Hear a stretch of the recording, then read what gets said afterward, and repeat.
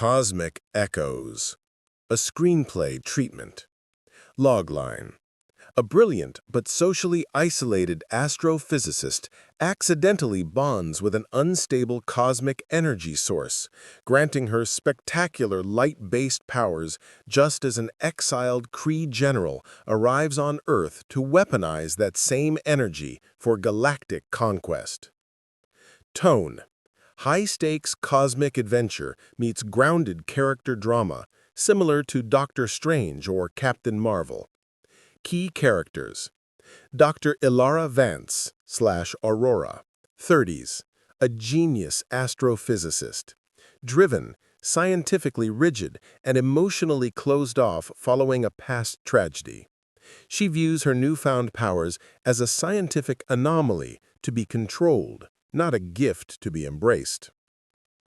Malik, ancient Kree.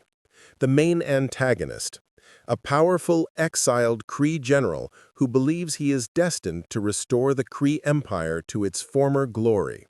He is cold, calculating, and obsessed with harnessing the ultimate power source.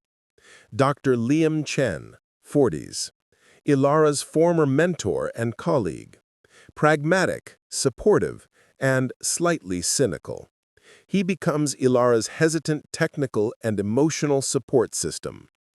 The ethereal well, the energy source itself, a nexus point of exotic, primordial energy manifesting as swirling, multicolored light.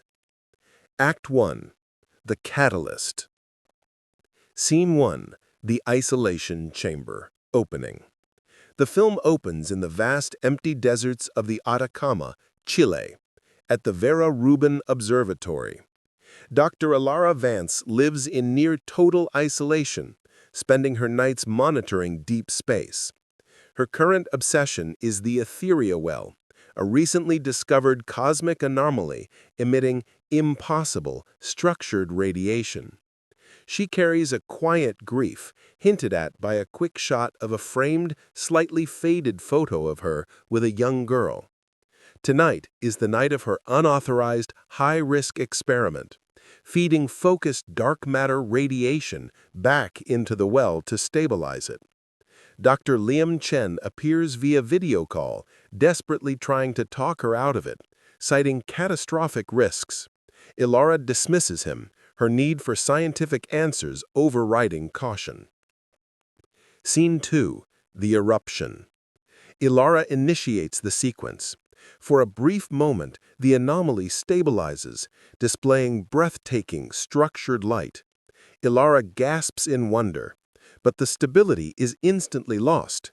The well violently collapses, sending a wave of radiant, crystalline energy directly toward Earth. Ilara barely makes it out of the control room before the wave hits the observatory. She is engulfed in the pure, blinding light of the ethereal well energy. The moment of contact is agonizing and ecstatic, a flood of universal knowledge and blinding pain.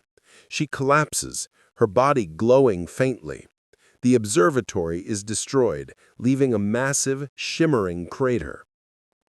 Scene 3. The threat arrives. A small, stealth Kree warship silently breaches the atmosphere over the Indian Ocean. Inside, Malik, clad in heavily armored, regal-looking Kree battle armor, watches news reports about the meteor strike in Chile. His second-in-command, Kree Sentinel Alpha, reports a successful energy bond. Malik explains the ethereal well is the raw, creation-level energy of the universe, and he was exiled for attempting to use it. He reveals the catastrophic wave hit an unsuspecting life form on Earth, and that person now carries a fragment of the well's power.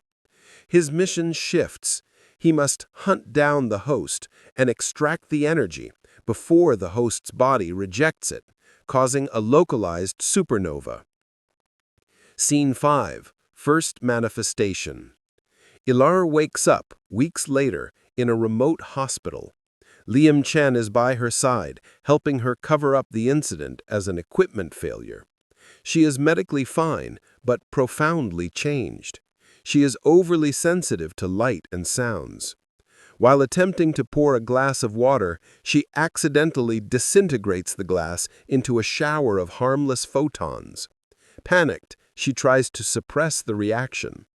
A sudden flash of anger, frustration, or fear causes an uncontrollable pulse of raw, rainbow-colored light to erupt from her chest, shattering the window. Ilara realizes the truth. The anomaly didn't just hit her, it became part of her. She is terrified of this alien, volatile force she cannot understand. She knows she needs help, and the only person she trusts is Liam. Scene 6. The hunt begins. Malik's sentinels track the energy spike to the hospital. They are relentless, silent, heavily armored attackers. Ilara, still in a hospital gown, is cornered. In desperation, she focuses on the light. This time, she pulls it inward, shaping it. She generates a blinding flash, allowing her and Liam to escape. She then unconsciously manifests a temporary, shield-like burst of solid light that deflects a blast from a sentinel's weapon. She is weak, but alive. Liam is now fully aware of the scale of the threat and Ilara's transformation. End of Act 1. Act 2. The conflict and escalation. Scene 6. Training and discovery. Ilara and Liam set up a makeshift lab/safe house in a subterranean bunker beneath an abandoned university science wing. This is where Ilara begins training. Liam helps her scientifically approach her powers, monitoring her brain activity, biosignatures, and energy output. The challenge is emotional. Her power is directly tied to her emotional state. Calm focus creates stable structures, shields, precise beams. Fear or anger leads to volatile, destructive blasts. Training montage. Failure. Frustration over her past triggers a massive pulse that vaporizes a wall. Control. She manages to construct a complex, geometric holographic projection of the ethereal well, dazzling in its clarity. Combat. She learns to project light-based whips and solid energy fists.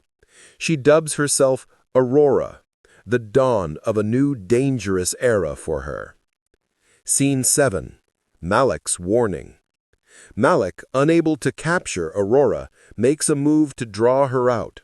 He attacks the Large Hadron Collider, seeking to overload it to create a secondary, localized well, a smaller, more controllable energy source to power his weapon, which is revealed to be a powerful void siphon generator. Aurora, now in a prototype suit, designed by Liam to regulate her energy output and provide some physical defense, arrives at the Collider. Scene 8. The Collider Showdown. Aurora confronts Malik's elite sentinels, Alpha and Beta, in the massive metallic ring of the Collider. The fight is spectacular. Aurora uses the confined space to her advantage, bouncing beams of light off the walls.